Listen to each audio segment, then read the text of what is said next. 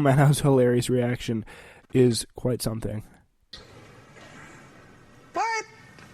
Really? that's what he says.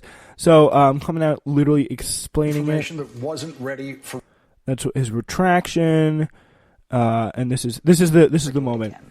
I'll see you again tomorrow. Now it's time for the last word with Lawrence O'Donnell. Good evening, Lawrence. Good evening, Rachel. Thank you. Appreciate it. Last night on this show, I discussed information that wasn't ready for reporting. I repeated statements a single source told me about the president's finances and loan documents with Deutsche Bank, saying, if true, as I discussed the information, was simply not good enough. I did not go through the rigorous verification and standards process here at MSNBC before repeating. All right, so yeah, that's pretty much what that is all about. So I mean, I give him credit. He apologized, came out and said, "No, I retract that. That was incorrect. That was bad of me to say." And again, so respect to him for doing that. It's very good. It's what you're supposed to do, but still, again, it's just the Russia all the time is so useless and stupid. I think it's just the main idea. Hopefully they'll stop talking about Russia. I mean, I don't know. I haven't really watched it, but again, it's all very, very interesting stuff. So anyway, we now turn to Fox News, where Trump is having a little bit of trouble in paradise. Fresh off a Twitter tantrum over MSNBC's recent botched coverage of his ties to Russia, President Donald Trump called into Brian Kilmeade's Fox News radio show on Thursday morning to continue to vent about Fox itself. He says, "I'm not happy with Fox. People think that Fox is for me. People think Fox is for me. Yeah. Which obviously is true, and I wonder where he gets that idea. Trump also complained about the only objective part of Fox, which is their 2020 polling, showing him trailing behind Vice President Joe Biden, as well as Elizabeth Warren, Bernie Sanders, Kamala Harris, all by decisive margins. Trump nevertheless had some kind words for for Fox's Guess Who, their primetime hosts, Sean Hannity, Laura Ingraham, and Tucker Carlson, have all been really good, saying, Tucker's a little tricky, but that's okay. An apparent reference to Carlson's literally transparent racism, which is a little tricky, indeed. Trump continued again with his nice list with an awkward backhanded compliment for Kilmeade, explaining that you should say you were a solid 6, maybe a 7, but you're getting much better. Still, Trump obviously stated distorted word for CNN and MSNBC, which he blasted as 100% against him, saying that networks don't have diversity, meaning my view, which is pretty funny. CNN in particular is begging me to do an interview. I just think it would be disloyal to my followers. So that's what he says. I'm sure they would not like that. It's media people that he knows. So anyway, that's a little thing to keep an eye on, the possibility of them breaking up a little bit, Fox News and the Trump symbiotic ecosystem, but I really don't think it's going to happen. It's not much to worry about. When the global retail giant Amazon abandoned its deeply terrible plan to build its proposed HQ2 center in New York City this past winter, a company complained about a press release about the number of state and local politicians it claimed have made clear that they oppose our presence and will not work with us to build the type of relationship that is required to go forward with the project, including AOC and other progressive leaders who chafed at Amazon's hellacious campaign, which sent cities groveling for their piece of the company's labor-unfriendly pie, which, again, thankfully, some of the more progressive council members in New York City, kind of led by AOC, pretty much only because she was the biggest media figure. There was a lot of other people who did a lot of other good work as well. So those guys had that to kind of say and weigh in on. But Amazon's woe is us self-absorption went even deeper than a whiny press release. The company, valued at around $1 trillion, reportedly kept somewhat of a burn book of all the mean things that people were saying about them at the time. Officially titled, quote, NY negative statements, unquote. The Microsoft Word document consisted of 8 pages filled with separate sections from half a dozen politicians and officials who had gone from thorns on the company's side to formidable opponents of a deal that now looked to be in jeopardy. Among the politicians were Mike Giornis, a state senator who garnered 25 different entities for his opposition to HQ2. Stuart Applebaum of Resale, Wholesale, and Department Store Union president was the latest.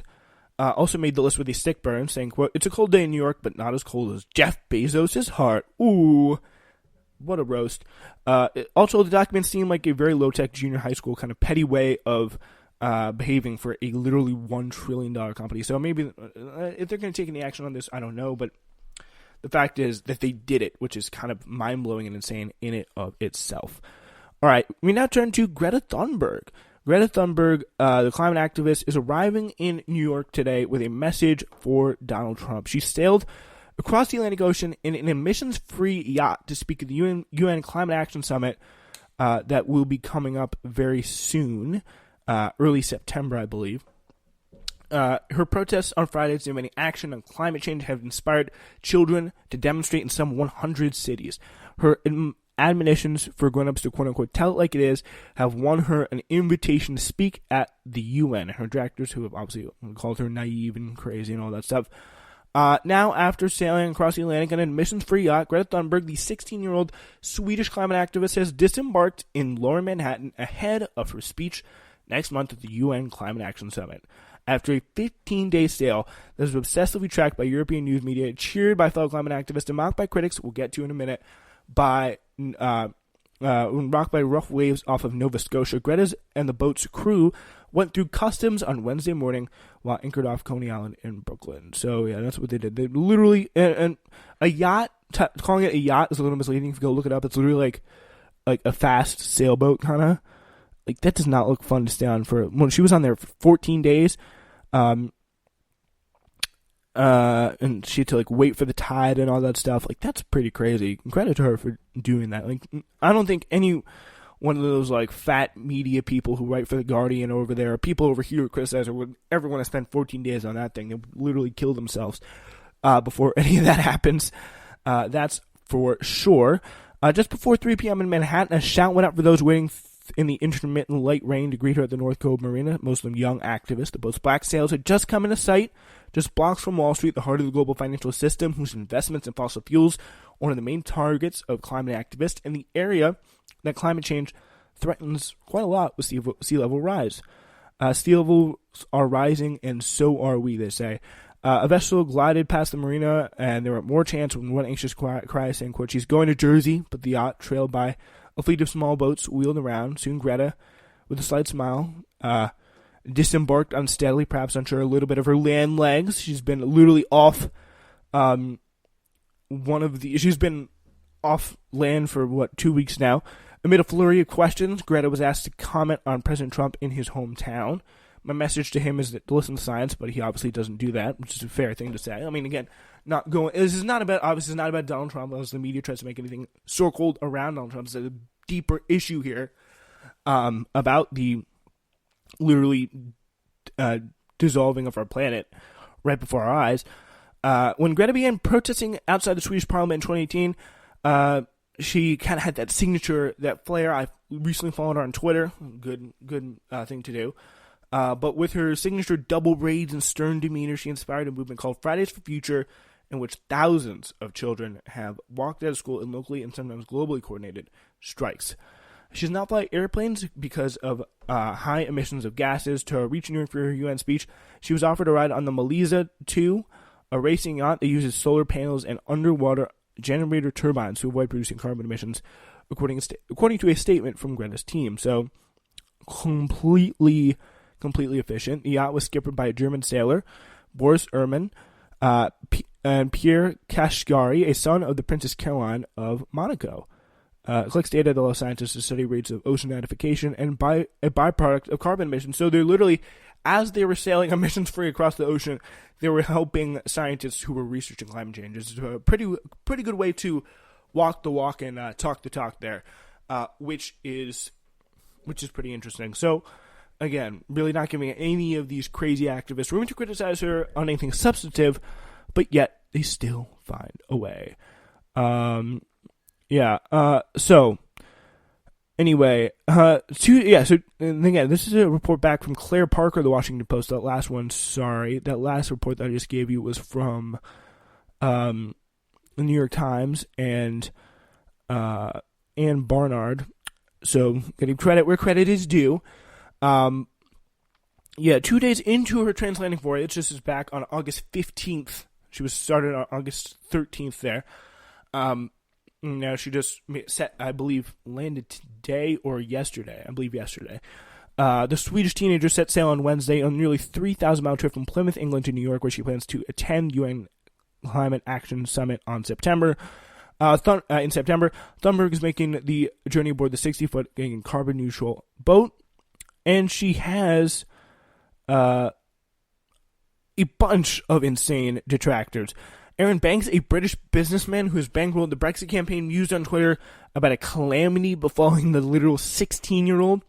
Freak yachting accidents do happen in August, he wrote.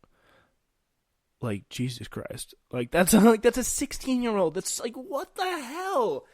Like, that's like a 16-year-old climate activist, and he's like, oh, I hope the boat drowned. I hope the boat capsizes. I hope the boat pulls it tight. Like, it's insane. Green Party member of Parliament Caroline Lucas, whose encouraging words to Thunberg prompted Banks' tweet, said the Brexit backers' message makes her, quote, sick to her stomach. Damn straight. What a creep. So if you're a grown-up, fully fledged adult and you're mocking this young girl for trying to save the planet, I feel generally sorry for you, she wrote. Amanda Abington, a British actress, wrote on Twitter. I also think you're incredibly cruel, vicious, and ignorant. Banks defended himself, saying that this tweet was a joke, saying, quote, you lefties have no sense of bloody humour. Saying I want a 16-year-old girl to die in the middle of the Atlantic Ocean of a freak yachting accident. That's just so funny. Like, I think we're the ones with a sense of humor, and you're the ones who are literally insane and want a young girl to have a freak yachting accident in the middle of the Atlantic Ocean. It's insane. Yeah. I mean, man, like, what the... Why... If you don't hope that you have a free... If you don't want to have a freak yachting accident, then don't say it. Because that's not a joke. It's just something that makes no sense. That's not how a joke works. Like, even I know that, and I'm the same age as her. Anyway, Thunberg's no stranger to criticism. Obviously, the teenager has emerged as, again, one of the most prominent voices on climate action. Conservative French politicians mocked Thunberg when she spoke to French lawmakers last month as a prophetess in shorts.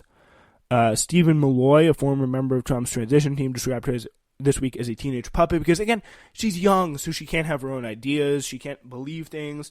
She's obviously being used by somebody else, and she can't even have her own ideas yet until she's 21, 18, I don't know. Yeah. She said to her critics, we become the bad guys who have to tell people these uncomfortable things because no one else wants to or dares to. Climate deniers want to shift the focus from the climate crisis to something else. I won't worry about that. I'll do what I need, she says. That is for sure. She said, like, how can you not love this? Like, she gives daily updates on her Twitter. She says, day 2, 100 nautical miles west of Cape Finisterre. A bumpy night, but I slept surprisingly well. Some dolphins showed up and swam along the boat last night, too. So it's cool stuff. Cool thing to follow. You can follow along by the day. So it is pretty cool. It's an elite racing boat, the boat she was on, but it lacks a lot of amenities. It was built in 2015 out of a composite material meant to reduce weight and withstand extreme weather. The vessel is powered by solar panels and an underwater turbine. It doesn't have a toilet and much light, so Thunberg's only going to have a bucket as a bathroom and a headlamp in which to read and keep her journals, which, by the way, she's reportedly packed 8 journals. She'll have freeze-dried meals and drink seawater in a desalination machine. Wow. So yeah, like that is she's like, it's not gonna be comfortable. It's not gonna be comfortable. The first night was bouncy and rough, but she's made it. She's made it. So I mean, again, imagine having any of those people go on that yacht. I would not want to go on that yacht. Imagine having them go on that yacht. Like, give me a break. All right. We're going to now, you know what? We're just going to move right on over to our article breakdown. Let's do that. I have changed my mind, ladies and gentlemen, because today we will not be reading from the National Review. What we will be doing is reading from, if I can fold it properly, the Wall Street Journal opinion section. There's always some good doozies in there. People don't appreciate it because they put it up behind a paywall or whatever. There are some real doozies in the Wall Street Journal opinion section here, and I gotta tell you, I found a good one. The first thing that as I turned through, I went up into my father's